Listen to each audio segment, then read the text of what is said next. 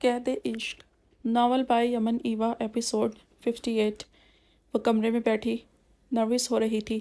خوفناک سا ماحول اور گلابوں کی خوشبو سے ماحول معطر ہو رہا تھا، مگر وہ یہ سب محسوس کرنے میں ناکام ہو رہی تھی۔ دماغ پر خانداور کا غصہ سوار تھا۔ جانے وہ راضی ہوگا یا نہیں، اسے یقین ہو گیا تھا کہ اب وہ راضی نہیں تھا۔ اسے گھر والوں کے سامنے سر جھکانا پڑا تھا۔ ان کی حویلی میں بھلا کب لڑکیوں سے ان کی مرضی پوچھی جاتی تھی جو مرحا سے پوچھتے۔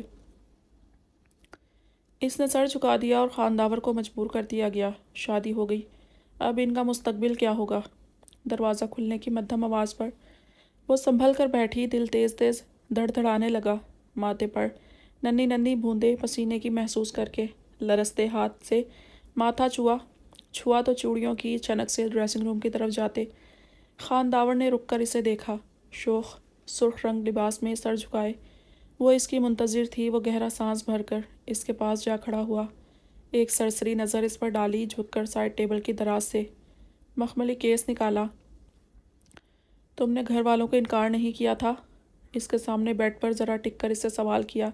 مرحا نے نظریں اٹھا کر اسے دیکھا، سنجیدگی بھرا چہرہ اور سپاٹ تاثرات۔ وہ رونے والی ہو گئی۔ گلجان کہتی تھی وہ بہت نرم مزاج ہے۔ مرحا کو آج اس نرم مزاج شخص سے شدید ڈر لگ رہا تھا۔ داور نے اس کا چہرہ دیکھا، پسینے کی بوندیں اور حواس باختہ چہرہ۔ اس نے ہاتھ اس کی طرف بڑھایا۔ میں انکار کر دیتی، لیکن کسی نے مجھ سے نہیں پوچھا۔ میرا یقین کرے، میں نے جان بوجھ کر یہ سب نہیں کیا۔ اس کے بڑھتے ہاتھ پر وہ پیچھے ہو کر آنکھیں میچتی تیزی سے صفائیاں دینے لگی۔ وہ رک سا گیا، ہاتھ پیچھے کھینچ دیا، جبڑے بھیج گئے۔ چینج کر لو اور ریلیکس کرو، تھک گئی ہو، وہ سنجیدگی سے کہتا۔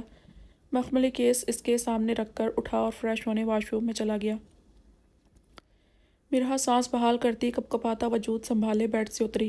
ایک نظر اس ڈبی کو دیکھا، یقیناً منہ دکھائی دی، مگر دینے والے کو شاید اس کے چہرے میں کوئی دلچسپی نہیں تھی۔ اس نے کیس اٹھا لیا اور بھاری لباس سنبھال کر ڈریسنگ کے سامنے بیٹھ گئی۔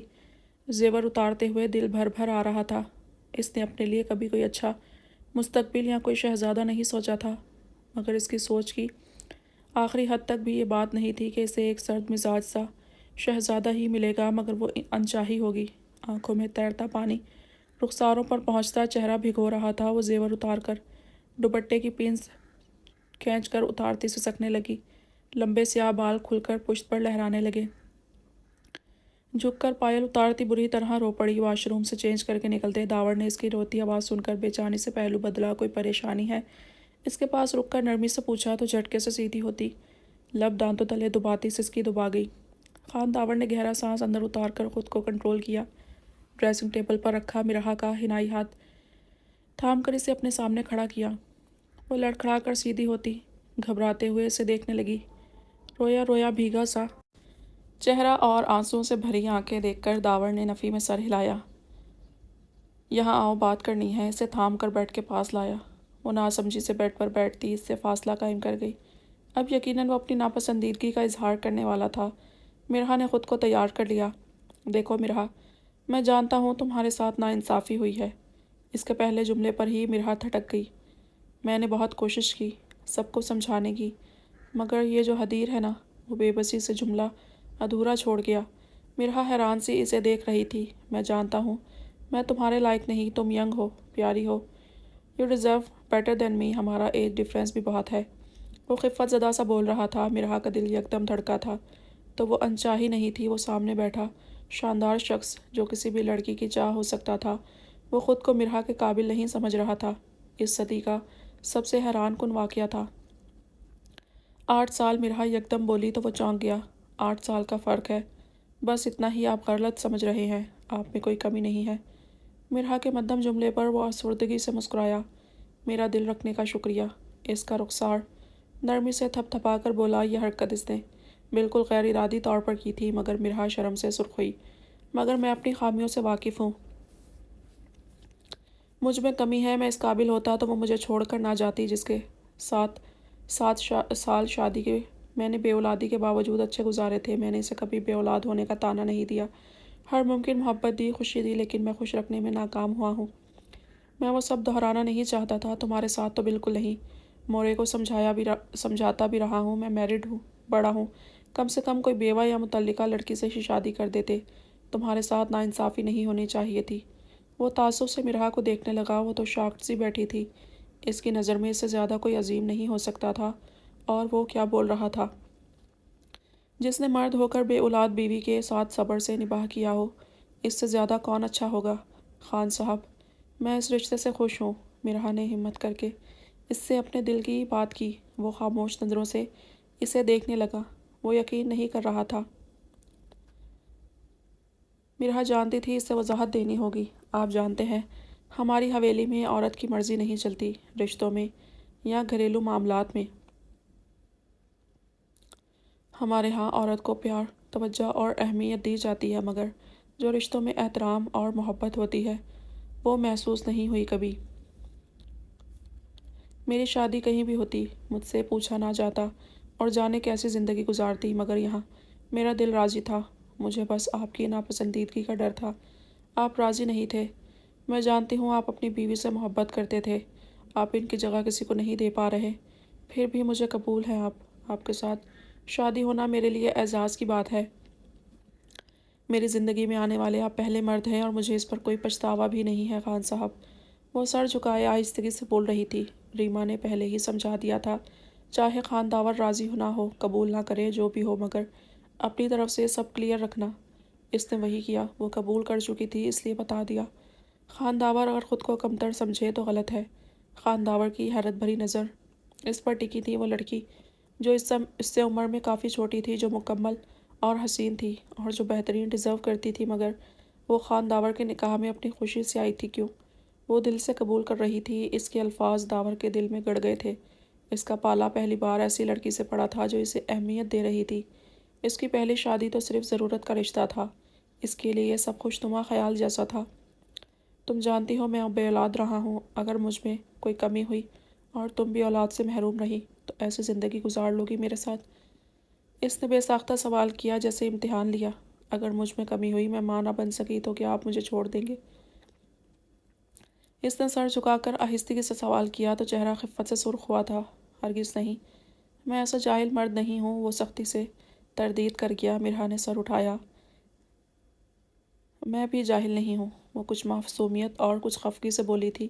داور بے ساختہ مسکرایا۔ اس کا ہاتھ تھام کر اپنی طرف کھینچتا خود سے قریب کر گیا۔ آنکھوں میں یکدم دلچسپی اتر آئی تھی۔ ایک جملے میں وہ اس کا دل جیت گئی تھی۔ وہ جاہل نہیں تھی، وہ وفا کا دعویٰ کر رہی تھی، اتنی معصومیت سے، اتنی اپنائیت سے۔ مرحا اس کے حصار میں دھڑکتے دل سے سمٹ گئی۔ داور کا دیکھنا ہی اسے لرزا گیا تھا۔ آپ اپنی بیوی کی جگہ مجھے نہیں دے سکتے؟ وہ بوکھلا کر اپنی بات دہرانا چاہ رہی تھی۔ ہمارا تعلق بس ضرورت کے تحت تھا۔ آقا جان نے رشتہ کیا تھا، میں نے قبول کر لیا تھا۔ میں نے پورے دل سے رشتہ نبھایا بھی، مگر وہ میرے دل میں اپنی محبت پیدا نہیں کر پائی تھی، کیونکہ اس کے لیے بھی یہ رشتہ زبردستی کا تھا جو ایک الزام پر ختم ہو گیا۔ ہم ایک چھت تلے دو اجنبی تھے۔ اب یہ تم پر چھوڑتا ہوں، تم بھی اس کی طرح صرف رشتہ نبھاؤ گی تو ہم صرف میاں بیوی ہوں گے۔ اگر تم چاہو تو میرے دل میں اپنی محبت پیدا کر سکتی ہو اور اپنا وہ مقام بنا لو جو آج تک وہ نہیں بنا سکی تھی۔ خان داور نے گمبھیر لہجے میں بولتے ہوئے اس کے گلابی گالوں کو ہاتھ سے چھوا۔ مرحا سمٹ سی گئی۔ خان صاحب، میں چینج کر لوں؟ وہ حواس باختگی سے وضاحت دیتی اس سے دور ہونے کی کوشش کرنے لگی۔ اس کا لمس اور قربت نہایت جان لیوا تھی۔ مرحا کو لگا دل شدت سے دھڑک دھڑک کر اسے مار دے گا۔ چینج کرنے کی ضرورت نہیں ہے۔ اگر یہ سنگھاڑ لوگوں کے لیے نہیں بلکہ میرے لیے تھا تو مجھے ذرا تفصیل سے دیکھنے دو۔ وہ گہری نظروں سے اسے دیکھتا دلکشی سے مسکرایا۔ مرحا جھینپ گئی۔ چہرے پر میک اپ کی سرخی سے کہیں زیادہ سرخی تو خان داور کی گہری نظروں کی وجہ سے تھی۔ داور نے جلتے لب اس کے رخسار پر رکھے اور اس کے کپ کپاتے وجود کے گرد بازو پھیلا کر قیمتی متاح کی طرح اسے خود میں سمیٹ لیا۔ شکریہ مرحا، مجھے تمام خامیوں سمیت قبول کرنے کا۔ اگر تم وفا کا وعدہ کرو تو میں بھی وعدہ کرتا ہوں، محبت نہیں عشق کروں گا تم سے، اپنی زندگی سے بڑھ کر چاہوں گا۔ وہ اسے سینے سے لگائے وعدہ کر رہا تھا۔ اس کے لہجے کی سچائی مرحا کے دل میں سکون بن کر اتری تھی۔ میں بھی وعدہ کرتی ہوں، قسم کھاتی ہوں، آپ کو دل سے قبول کیا ہے اور مرتے دم تک یہ رشتہ دل سے نبھاؤں گی۔ اس کے سینے میں منہ چھپاتی وہ دل سے بول رہی تھی، لہجے میں محبت اور سچائی تھی۔ خان داور اسے خود میں بھی بیجتا والہانہ پن سے۔ اس کے چہرے پر جھکا، اس کے انداز میں نرمی تھی، محبت تھی، اس کے لمس میں گرم جوشی تھی۔ وہ سمجھتا تھا نکاح ہو جانا اور میاں بیوی کا تعلق بن جانا ہی بس محبت ہوتی ہے۔ اس کی پہلی بیوی نے کبھی اس سے وفا کے دعوے نہیں کیے۔ وہ اسے خوش رکھتا تھا اور وہ اپنی زندگی میں مگن رہتی تھی۔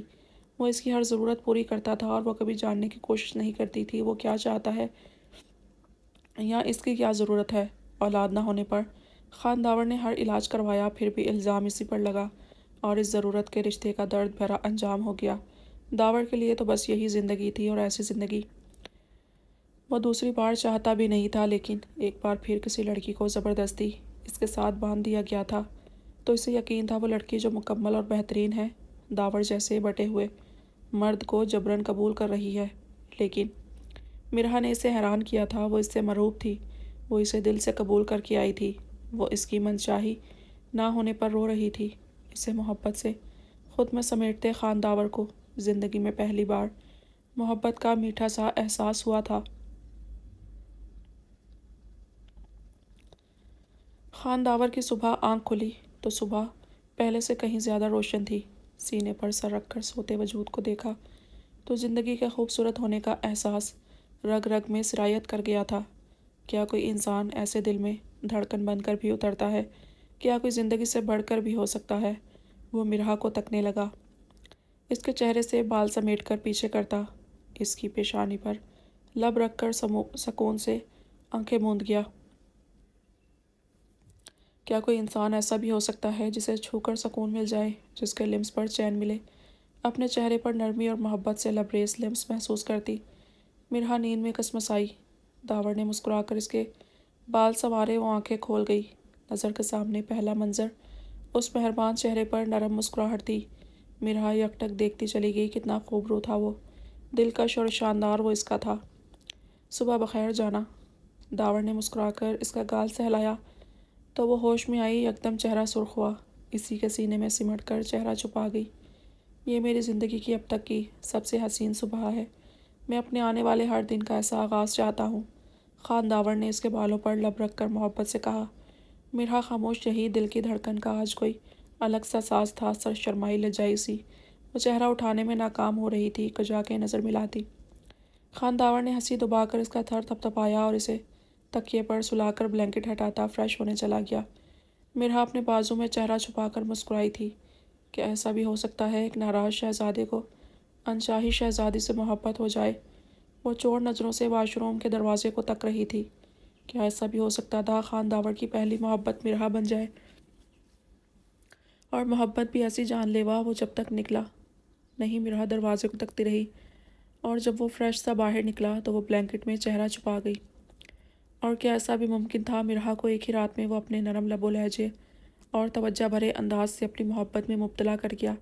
اس کا لاپرواہ دل محبت کی بارش سے جل تھل ہو گیا تھا۔ اس نے بلینکٹ آنکھوں سے ہٹا کر سامنے دیکھا، وہ قمیص کے بٹن بند کر کے نم بالوں کو برش کر رہا تھا، وجیز چہرے پر نرمی بھرے تاثرات تھے۔ پرفیوم اٹھاتے خان داور کی نظر آئینے میں نظر آتے اس عکس پر پڑی۔ بلینکٹ میں چھپ کر اسے دیکھتی ہوئی وہ نرم دل محبت سے گندی لڑکی، وہ جو زندگی سے بھرپور تھی، وہ دلکشی سے مسکرایا۔ اٹھ جاؤ مرحا، کیا تم چاہتی ہو پہلی صبح تم کمرے سے دن ڈھلے نکلو اور سب کی مسکراتی نظروں کا سامنا کرو، پھر وضاحتیں دو اور ناکام رہو؟ پرفیوم اسپرے کر کے مردانہ شال اٹھا کر اپنے کندھوں پر پھیلاتے خان داور نے شرارت سے کہا۔ نقشہ ایسا کھینچا کہ وہ پریشان ہوتی، جھٹ سے بلینکٹ سے نکلی اور اٹھ کر بیٹھ گئی۔ ہرگز نہیں، میں تو بس جاگ چکی تھی۔ وہ بوکھلائی ہوئی سی اپنے الجھے بکھرے بال سمیٹ کر تیزی سے بستر سے اتری اور دیکھتے ہی دیکھتے واش روم میں گھس گئی۔ اپنا ڈریس تو لیتی جاؤ مرحا، کیا تم بعد میں مجھ سے ڈریس مانگنے کا سوچ کر خالی ہاتھ گئی ہو؟ اسے دیکھ کر ہنسی دباتے داور نے پیچھے سے آواز لگائی اور اس کی توقع کے عین مطابق وہ اگلے ہی سیکنڈ میں باہر تھی، ڈریسنگ روم میں جا کر اپنے لیے ایک قدرے ہلکے کام والا مگر گہرے رنگ کا روایتی لباس نکالا اور پھر سے واش روم میں بند ہو گئی۔ اس کی تیزیاں اور بوکھلاہٹ خان داور کو مسکرانے پر مجبور کر رہی تھی۔ اس رشتے کی اصل خوبصورتی کو وہ اب محسوس کرتا محظوظ ہو رہا تھا۔ ڈریسنگ سے منہ دکھائی کا تحفہ اٹھا کر اس کے انتظار میں صوفے پر جا کر بیٹھ گیا۔ وہ جب باہر نکلی اکیلے باہر جانے کا سوچ کر شرمندگی اور گھبراہٹ میں مبتلا ہوئی، مگر صوفے پر بیٹھے خانداور کو دیکھ کر ٹھٹک گئی۔ تیار ہو جاؤ، اکٹھے باہر جائیں گے۔ وہ شاید اس کی گھبراہٹ دیکھ چکا تھا، نرمی سے کہا۔ مرہا جلدی سے بال برش کرنے لگی۔ تاور کی نظریں خود پر محسوس کر کے ہاتھ لرزے، کنگن جیسے تیسے بازو میں ڈال کر شال اوڑھ گئی۔ فریش دمکتا چہرہ کسی بھی میک اپ یا آرائش سے پاک تھا۔ خانداور اٹھ کر اس کے پاس پہنچا، منہ دکھائی میں لی نفیس سی چین جو خانزادہ نے ہی لا کر اسے تھمائی تھی۔ تب تو بددلی سے لے کر کسی طرح مرہا کے حوالے کرنے کا سوچ چکا تھا، مگر اب وہ چین خود اس کی سراہی دار گردن میں ڈال کر لاک کر گیا۔ جھک کر اس کے ماتھے پر لب رکھے اور مہندی لگے سرد ہاتھ اپنی گرم گرفت میں تھام لیے، اپنے ساتھ لے کر باہر نکلا۔ مرہا اس کے دیے مان اور محبت پر اس کی اسیر ہو رہی تھی۔ چہرے پر گلال بکھرا تھا، گویا کسی میک اپ کی ضرورت نہ تھی۔ گلجان ٹھیک کہتی تھی، افریدی حویلی والے نفرتیں کرنے میں بھی ماہر ہیں، مگر محبت کرنے اور محبت جتانے میں بھی ان کا کوئی ثانی نہیں۔ یا اللہ، اس حویلی کا بڑے سے لے کر چھوٹے تک ہر لڑکا گھننا میچنا ہے۔ کل کیسے منہ بنا کر گھوم رہے تھے یہ خانداور صاحب، اور آج تو دونوں کا رنگ روپ ہی الگ ہے۔ ریما نے مرہا کے قریب آتے ہی تبصرہ کیا۔ مرہا کا چہرہ سرخ ہوا، مسکراہٹ دبا گئی۔ ریم، بس توبہ کر لو، ہر ایک پر تبصرہ۔ پریحان نے اسے ٹھوکا مارا۔ وہ ناک چڑھا گئی۔ ہاں بھائی، پردے میں بٹھا دو سب کو۔ ریم نہ بس دیکھے، ورنہ تبصرے تو ہوں گے۔ وہ بھی ڈٹائی سے سر جھٹک کر بولی۔ مرہا نے سر نفی میں ہلایا، جیسے اس کا کچھ ہو نہیں سکتا۔ ریاض کہاں ہے؟ مرہا نے سوال کیا تو پریحان نے ارد گرد نظر دوڑائی۔ اپنے پاپا کے پاس تھا، اب مردان خانے میں گیا ہوگا۔ بھائی، ہر آنے والے مہمان سے اس کا ملنا ضروری ہے۔ پریحان کی بات پر وہ ہنسی۔ مہمان خود اس کا پوچھتے تھے، سردار صاحب کا بیٹا تو علاقے میں سردار سے زیادہ مشہور اور مقبول تھا۔ یہ چھوٹا جوڑا کہاں ہے بھائی؟ ان کی صبح نہیں ہوئی لگتا ہے۔ ریما کو پوروا کی یاد ستانے لگی۔ ریم، شرم کر لو کچھ۔ مرہا نے اسے گھورا۔ واہ بھی بنو، تمہارے بھی پڑھ نکل آئے، یعنی شادی کے بعد ملنا بھی منع ہے۔ پوروا کل اپسیٹ تھی بہت، اس لیے پوچھ رہی ہوں۔ تم ماں بن لو میری۔ ریما کی بات پر مرہا نے کان پکڑ لیے۔ اس سے کون بحث کرتا؟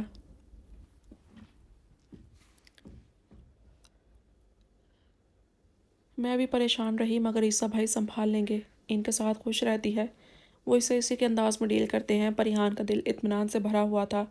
ریما اور مرہا کو بھی پورا اتفاق تھا۔ سچ تو یہ تھا، وہ سب مانتی تھی چاہے حالات جیسے تھے، مگر پوروا صحیح انسان کے حوالے کی گئی تھی۔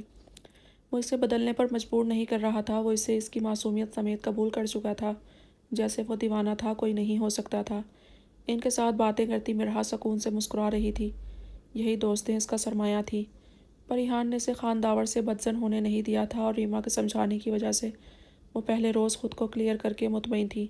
اگر وہ نہ بولتی تو شاید خانداور بھی اپنا آپ اس پر آشکار نہ کرتا۔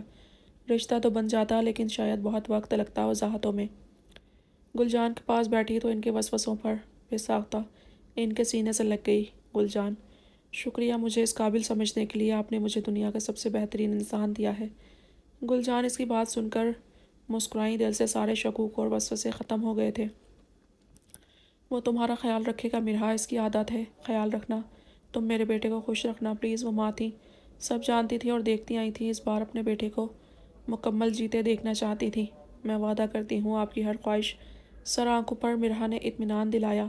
ان کو کیسے بتاتی؟ وہ انسان چاہے جانے کے قابل ہے، اس کی بے قدری کر کے مرہا بدنصیب ہرگز نہیں بننا چاہتی تھی۔ رات گئے جب وہ کمرے میں آیا تو مرہا کو اپنے سامنے دیکھ کر دل سے مسکرایا تھا۔ مرہا، تم سراپا سکون ہو، تم مجھے اپنا اسیر کر رہی ہو۔ میرے دل میں یہ نیا احساس پیدا کرنے کا شکریہ، مجھے اپنی محبت میں مبتلا کرنے کا شکریہ۔ اسے اپنے حصار میں قید کر کے سرگوشیاں کرتا، خانداور جیسے زندگی کو نئے سرے سے جی رہا تھا۔ وہ دونوں ایک دوسرے کو اندیکھی قید میں ڈال رہے تھے، خود سے باندھ رہے تھے۔ لگتا تھا ان کا ملنا ضروری تھا، وہ ایک دوسرے کے لیے ہی بنے تھے۔ وہ محبت میں مبتلا ہو رہے تھے، اور ایسا خود بخود ہوتا جا رہا تھا۔ تو ایسا ہوتا ہے محبت کا الہام کی طرح دل میں اترنا۔ کیا ایسا ہو سکا ہے کبھی کہ عشق میں قید ہو جانے والے قیدی کبھی آزادی پا سکے؟ ہرگز نہیں۔ خیر ابھی تو محبت کا آغاز تھا مگر انجام طے تھا۔ وہ دو ایک جیسے انسان محبت میں مبتلا لوگ عشق کی حد تک ایک دوسرے کو چاہیں گے اور قید عشق میں مرتے دم تک کھل کر جئیں گے۔